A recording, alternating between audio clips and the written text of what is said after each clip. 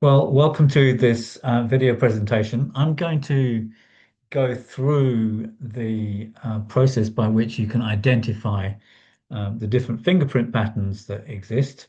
And I'll give you an introduction to the little bit of the history of fingerprinting and the significance of each of the fingerprint pattern types. I've prepared this presentation here and we'll just go through it step by step. Um, And in the first part, we're going to discuss the fingerprints themselves. So, what are we talking about? We are talking about those patterns on the end of your fingers. If you look close at your own finger, you'll probably be able to see some kind of shape in the ridges that are carved into the skin.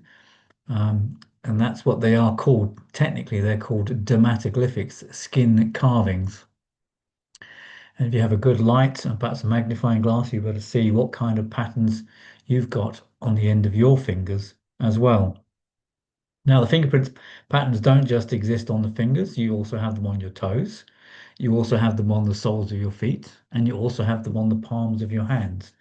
And we'll be looking at the different types of patterns that are formed by the dermatoglyphics, and we'll be looking at how they're represented on the fingers primarily in this conversation. Um, So these are the different types of patterns that you can find. Um, they're loops, whorls, and arches, and they come in various different sizes and orientations. Um, and we'll go through I'll help you understand how each of these patterns form and how you can identify each of them until you can work out what kind of fingerprint patterns you have on your hands as well. So we shall be covering how to identify the fingerprint patterns. We shall be discussing the three main fingerprint patterns, and I shall elucidate the difference between those and the four minor fingerprint patterns, and also show you some variant and unusual fingerprint patterns that we can find from time to time. And all of this is a kind of introduction to the interpretation of fingerprint patterns and to discover their significance physically, psychologically, emotionally, vocationally, and karmically, and that will be unraveled as we go through this. But first of all, before we get anywhere else, we need to look at some of the background history of fingerprinting, and we need to find out what the fingerprint patterns are. So without further ado, let us begin. So the interesting thing about fingerprint patterns is that they are not very well documented in human history. There's some evidence that there was some awareness of fingerprint patterns in ancient China and in ancient India. There are 15th century manuscripts with spiral-shaped patterns on the ends of the fingers. But it wasn't until the 17th century that we find Western scientific interest being focused upon the fingerprint patterns. There was a guy called Malfigi in Italy, and then Mr. Bidloo as well in 1684, who was the first person to draw an anatomical representation of his thumb with the skin ridges clearly showing that he had a whorl type fingerprint pattern on his thumb. Um, Nothing further was done from that apart from drawing it, and nothing was further said for about another 150 years. And then in the early 19th century, a physician by the name of Jan Perkinji, who's Czechoslovakian, was doing a doctoral thesis on the eye, and in that process, he described the different types of fingerprint patterns as well, and came up with a ninefold classification system. And so, Jan Perkinji is the first person to delineate a classification system of the different types of fingerprint patterns. Um, and he's to be commemorated for that. But he didn't do anything further with that either.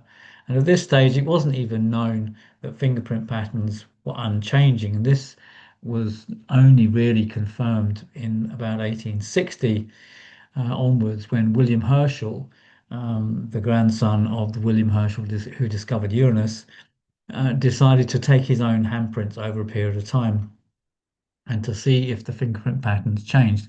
And this, you can see this documentation here. He writes 54 years interval, the longest known proof of persistence of fingerprint patterns. And so he took his handprints in 1860 and again in 1890. to verify that the fingerprint patterns actually don't change over time. And so he's the first person to really have verified that. And his work was inspirational for Francis Galton. And Francis Galton is undoubtedly the most important figure in the history of handreading and of dermatoglyphics because he is the one who first classified fingerprint patterns in the way that we are familiar with them today. He wrote his first book, Fingerprints, in 1892, and his second book, Fingerprint Directories, in 1895. And he basically laid the groundwork for what became the classification system of fingerprints, which was used by the police, first by the Argentinian police, and secondly by the British police based out of London and Scotland Yard. And it wasn't until 1901 that the British police started using fingerprint patternings for identification purposes. So it took another 10 years after his initial researches before that was widely accepted enough that the fingerprints could be indicative of um, your personality, your uniqueness as an individual, and be used as a sort of biometric marker of your own identity. And that starts with Francis Galton in the 1890s. And he was responsible for identifying what had become known as the three primary or three main fingerprint patterns, which is the arch, the loop, and the whirl. And it's down to Francis Galton that we're to be grateful for the system of fingerprint classification that is widely used all around the world to this very day.